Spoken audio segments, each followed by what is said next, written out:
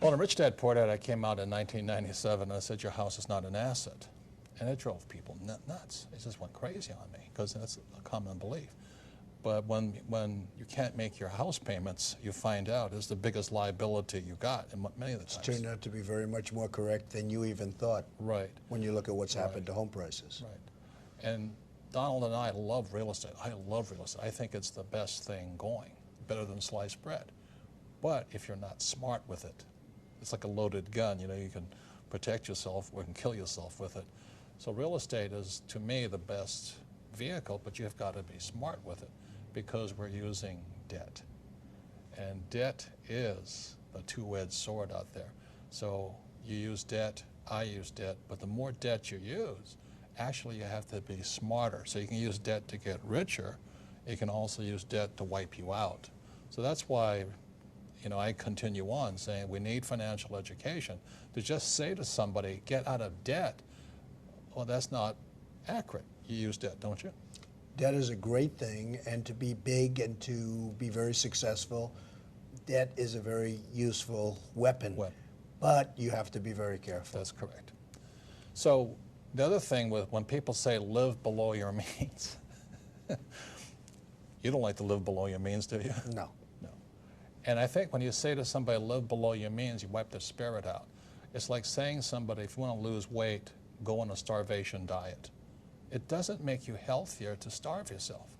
So I would rather get financially educated. That's why I read your books, because I want to, this is my greatest asset. I want to feed my brain so that I can expand my means without getting into excessive debt or where I start to lose.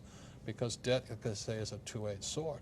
But telling somebody to live below your means is almost inhumane. I never felt good doing it. I wanted to strive to do better every day. I want to do better every day.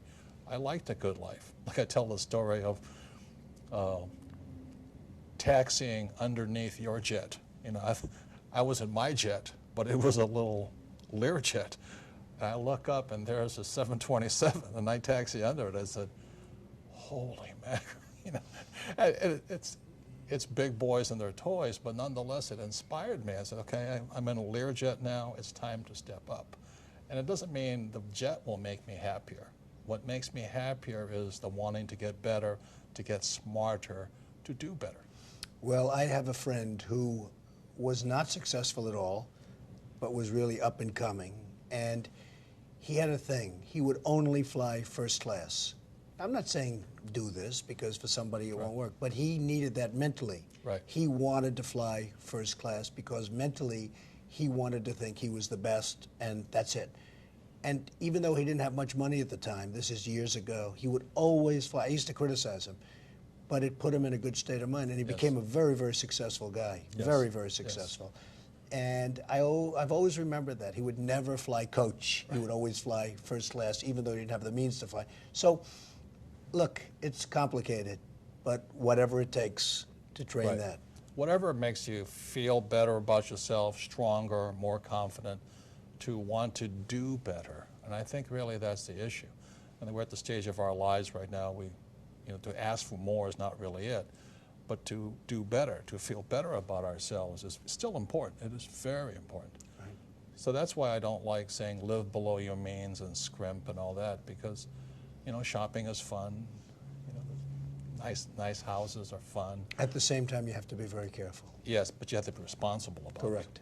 Like when you invited us up to your little duplex up here, whatever they call it. We walked up there, and I've never seen a two-story, entire floor home in New York City. And my wife Kim says, I didn't really want to live in a condo, but she says, Mr. Trump's house will do. And it is spectacular. You know what I mean? And it's... And yet I don't need that, Robert. Yes, I know. I don't need that. If I had one nice bedroom with a good television set and a nice bed, and you don't really need that. But it was in a building I built, and it was there for the taking, so I figured I might as well do it. And what have I done? Instead of selling the equivalent of 12 or 13 units, I kept them. And by keeping them, I have them. I didn't sell them, and that's okay. And it's become, a very valuable place. So I didn't need that. I don't need it now. but there's something nice about it. Right. And then that's my message is achieve it, and then you can take it or leave it. But if you don't achieve it, then it's always something away from you. So again, that's why I'd be redundant about this, living below your means. I don't think that makes your spirit happy. It kills your spirit. Also, if you don't have the financial education, when somebody says your house is an asset or these mutual funds are good or the stock will go up, and you don't know the difference between a good investment and a bad investment, because real estate can be a bad investment, stocks can be a bad investment. If you don't know good investment advice from bad investment advice, then you're going to get taken. This world is not kind, should we say. The hardest thing that I've witnessed over the last year is seeing people that were very hardworking and very conservative that invested in the stocks. And I'm not talking about high-flying stocks. I'm talking about very solid companies. And their net worth is 50% of what it was a year ago, and they haven't done anything wrong. Right. Now, they put their money in stocks, so I guess you could say that's wrong, but it's really not wrong, No. because historically that's been okay. So they went into conservative stocks, and a year later they're worth 50%, and all they've done is worked.